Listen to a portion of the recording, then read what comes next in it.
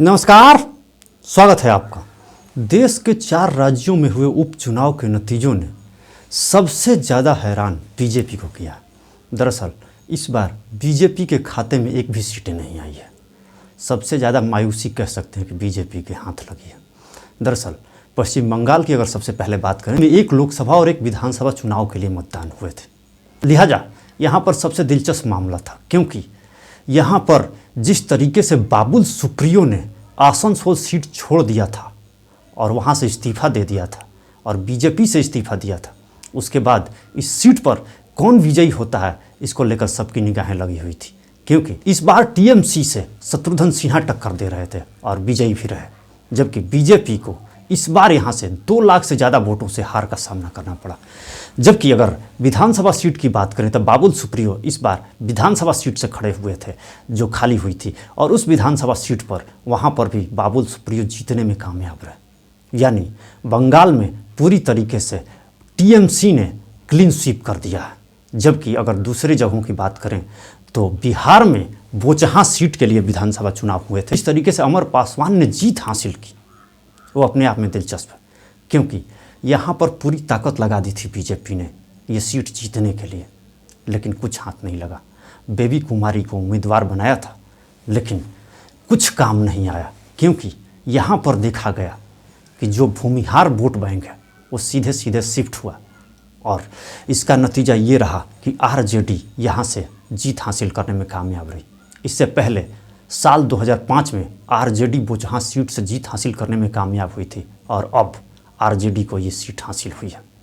इसके अलावा अगर बात करें तो छत्तीसगढ़ में कांग्रेस को कामयाबी हासिल हुई है, जबकि महाराष्ट्र में भी अगर कोल्हापुर नॉर्थ सीट है तो वहाँ पर भी कांग्रेस को कामयाबी हासिल हुई है। जाहिर है कांग्रेस, आरजेडी और टीएमसी इन्हीं पार्टियों के खाते में जीत हासिल हुई है। सबसे ज़्यादा मायूसी जो बीजेपी को मिली है उस पर मंथन करने की ज़रूरत है, क्योंकि यहाँ पर जो लोकसभा सीट थी ये बीजेपी की थी आसनसोल में, और यहाँ पर अगर हार गई है बीजेपी तो नुकसान बीजेपी को उठाना पड़ा। हालांकि अगर उपचुनाव की बात करें तो उपचुनाव के नतीजों से किसी राज्य का या देश का मिजाज तो तय नहीं होता, लेकिन इतना ज़रूर है कि इससे ये पता लगता है कि पर्टिकुलर सीट पर किस तरह का माहौल था।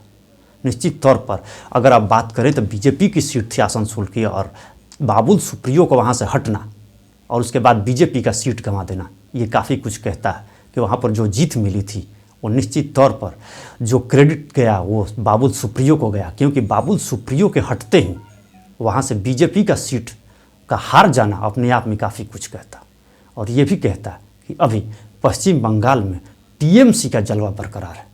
यहाँ पर बीजेपी अभी वो पकड़ नहीं बना पा रही है जिस पकड़ की ज़रूरत है। अब बात अगर बाकी दूसरी जगहों की करें, बिहार में भी बीजेपी को नुकसान उठाना पड़ा, और ख़ासतौर पर बोचहां सीट पर काफ़ी उम्मीद थी, लेकिन माहौल खिलाफ हो गया। यूँ समझ लीजिए कि केंद्रीय मंत्री तक लगाए गए बोचहां सीट पर कैंपेनिंग के लिए, लेकिन लाभ कुछ नहीं हुआ।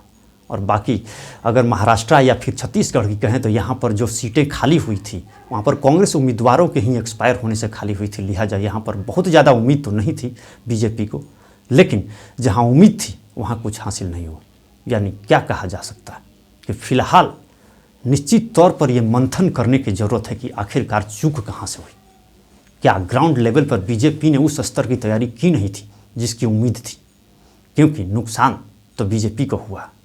खासतौर पर आसनसोल सीट गंवा देना बीजेपी को काफ़ी कुछ मंथन करने पर मजबूर करेगा, क्योंकि जिस तरह की परिस्थितियां बनी और जिस तरीके से पहले बाबुल सुप्रियो न सिर्फ सांसद हुआ करते थे बल्कि अच्छी खासी पकड़ वहाँ हुआ करती थी मोदी सरकार में, और अब जिस तरीके से उन्होंने पार्टी छोड़ी और टीएमसी ज्वाइन किया और उसके बाद वहाँ से सीट का नुकसान होना बताता है कि बीजेपी का वहाँ पर किला एकदम से दरक गया।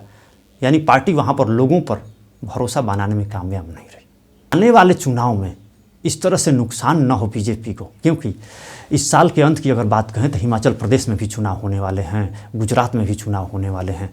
लिहाजा पार्टी को समझने की ज़रूरत है कि अगर तैयारी में कमी रह गई तो फिर नुकसान उठाना पड़ सकता है।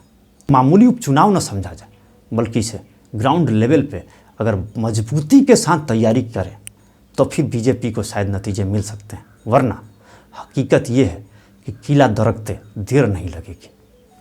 फिलहाल इस वीडियो में इतना ही। बहुत बहुत धन्यवाद।